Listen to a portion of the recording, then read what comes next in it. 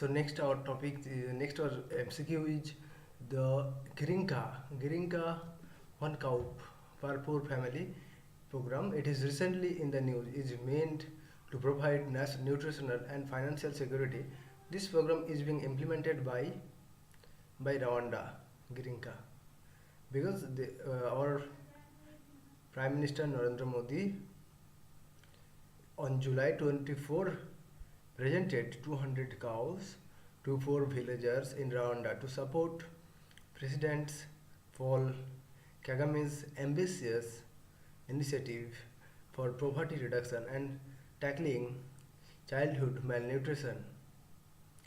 The Girinka program was initiated by Mr. Kagame in 2006 to provide one cow per poor family for their nutritional and financial security. So Girinka program is being implemented by Rwanda, not Uganda.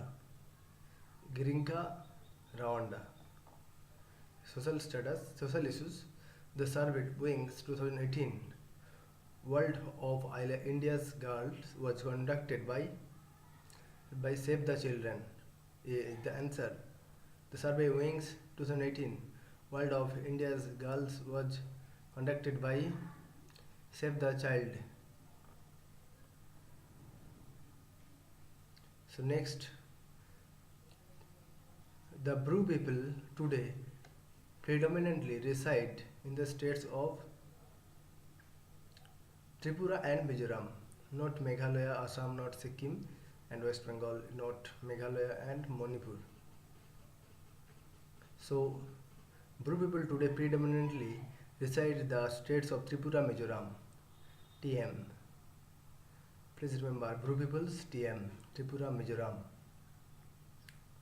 More than 30,000 people belonging to the Bru community who fled from Mizoram to Tripura in 1997 in the wake of inter-community violence are said to be repatriated to Mizoram, the Union Home Ministry said.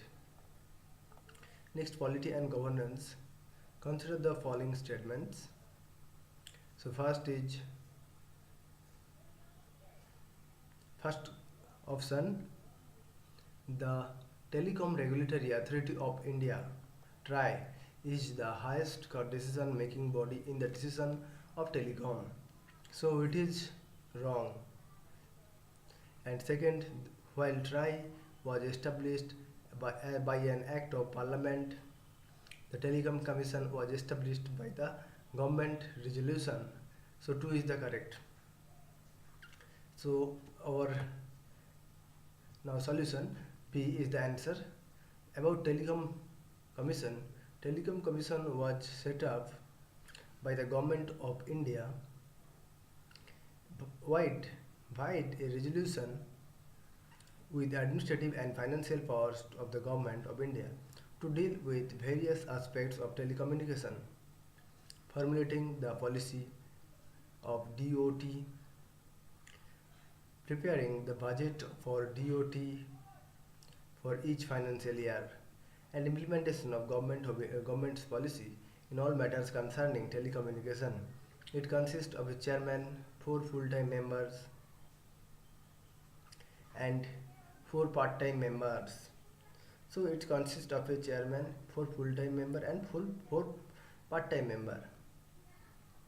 The secretary of the government, secretary to the government of India in the Department of Telecommunication is the ex officio chairman.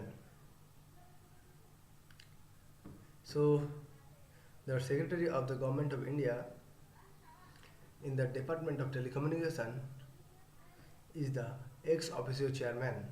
It consists of a chairman, 4 full-time member, and 4 part-time member. About TRAI, the entry of private service providers brought with it the inevitable need for independent regulation.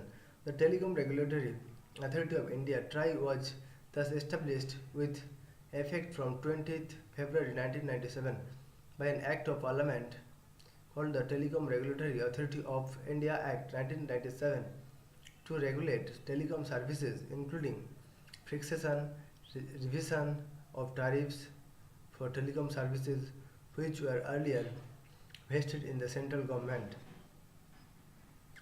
So the Telecom Regulatory Authority of India (TRAI) was thus established with India Act with effect from 20th February 1997 by the Act of Parliament called the Telecom Regulatory Authority of India Act 1997 to regulate telecom services including fixation, revision of tariffs for telecom services which are either vested in the central government.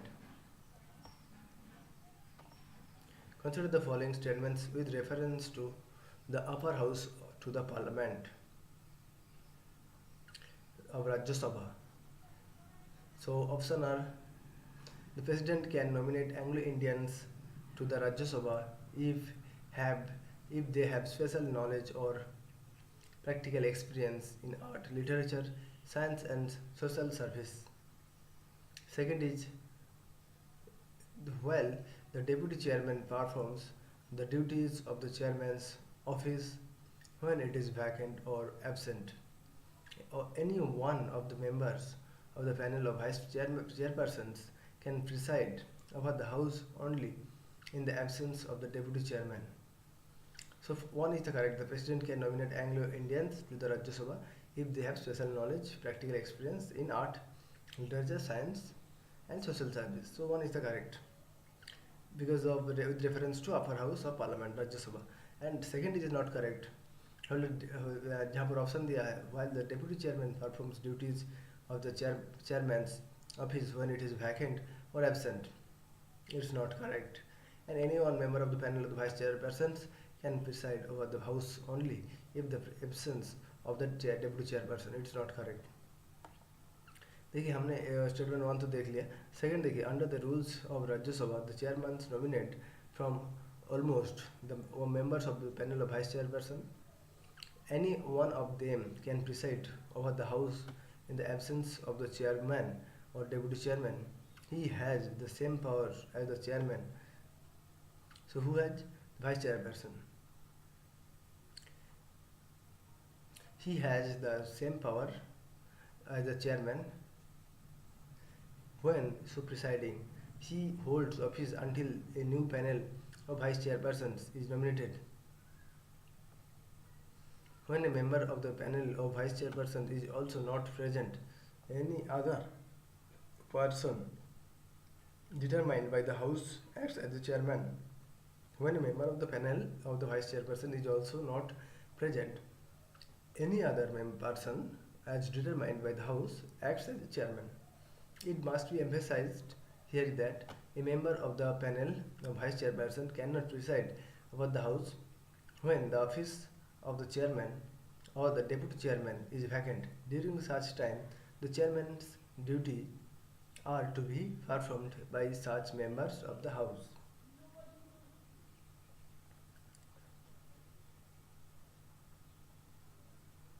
As the president may appoint for the purpose, the elections are held as soon as possible to fill the vacant post. So next question are coordination and determination of standards in institution for higher education is a union subject. Coordination and determination of standards in institution for higher education is a union subject. The 66 subjects in the union list coordination and determination of standards in institution for higher education and or research and scientific and technical institution. So coordination and determination of standards in institution for higher education is a union subject, not state, not concurrent. यहाँ पर बोल रहा है क्या ना, standards of institution for higher education, it is union subject, not state subject. So last question है, as per the constitutional schemes, which of the following are state subjects? So constitutional scheme, which of the following are the state subjects? यहाँ पर public health state subject, public order state subject and land state subject. But three, option three is not state subject, adoption and success. So यहाँ पर देखिए public sector state subject, land state subject, public health and sanitation and hospital state subject. But and adoption and succession is in concurrent list, not state subject. Okay. So now we discuss all question, and next we discuss other question. Which among the following rights are today recognized as fundamental under the Constitution? Right to protest, right to strike, right to picketing, and right to take out procession. So all are correct. Sorry. So fundamental under. So which among the following rights is today recognized as fundamental under the Constitution? So right to protect, right to strike, right to picketing, and right to take out procession. So all are correct. So under Article 19 are recognized as fundamental rights are, among others, the right to demonstration or picketing, but not right to strike, the right to hold public meeting, demonstration, and take out procession. The right to strike is not a fundamental right. Right to strike is not a fundamental right, but they are fundamental under the Constitution. Sorry, यहाँ पर three नहीं होगा. Right to picketing is not correct. So right to picketing is not correct, but others are correct. Right to protest, right to strike, and right to take about procession. So recognized as fundamental under the Constitution. 1, 2, and 4, not 3.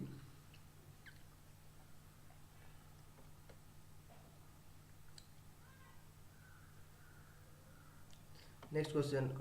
Consider the following statements about the privilege motion. So privilege motion, it can only be removed against a minister.